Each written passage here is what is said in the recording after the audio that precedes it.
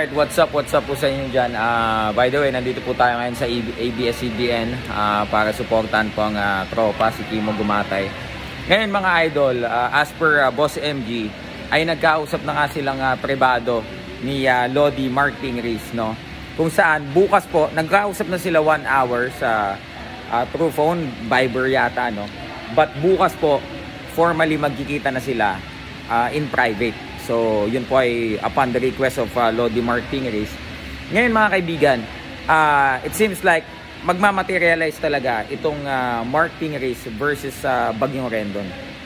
Ngayon, so siguro isang tabi na muna natin yung ibang kaibigan sa PBA ni Lodi Mark Tingris na naghahamon kay Bagyong Rendon because of course, yung dalawa naman yung unang nagkahamunan, ano?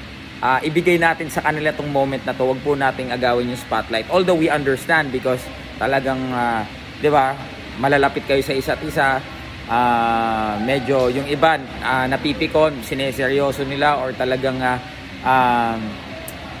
hindi nila alam yung ganong kalakaran sa social media. Di ba, kasi po na-call out si Bagyong Rendon eh. So, expected po ng marami na ang isang Bagyong Rendon will not back out from anyone. So, you know, kahit po sabihin na natin na offensive yung comment niya sa Gilas, that's the reason why Lodi Mark Tingris came out and challenged Rendon Labrador. Yeah, so, ibig sabihin, talagang sila yung worthy na maglaban at aabangan talaga ng tao. We understand na nung mga nakaraang araw, 10 million pusta, kakasaka ba?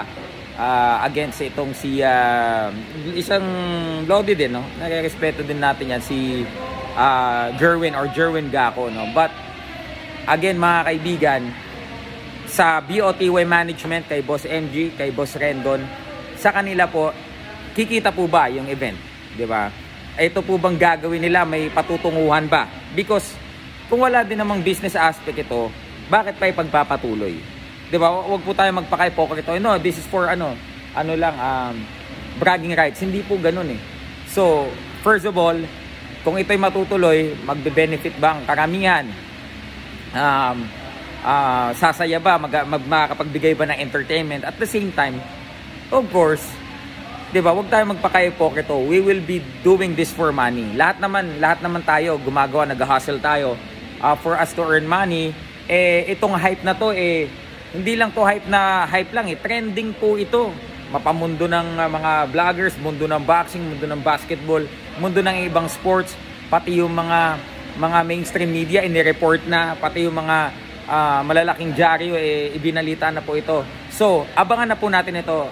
Yung formal announcement, marami na din content creator ang nakinabang dito.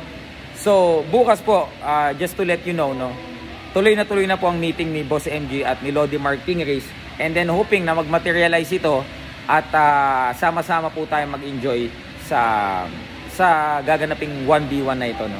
So, sa iba po, siguro mensahe ko na lang. Huwag po natin din masyadong dibdibin or seryosohin yung mga laro sa social media because yung mga social media influencer naman na yan, alam nila yung kalakaran kapag pinasok nila yan. So, yung iba pong na-offend, di ba? Aralin din po natin yung mundo nitong social media na kailangan din nilang gumawa ng kaparaanan para tumunog ang isang hamunan at convert yung isang hamunan, isang hype, ma-convert ito into profit. So yun lamang po, sama-sama nating abangan yan. Hoping that mag-materialize. Boss MG, bahala ka na. Napaka-professional po niya ni Boss MG. No BS mga idol.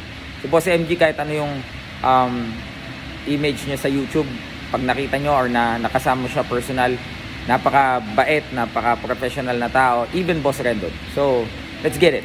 Peace.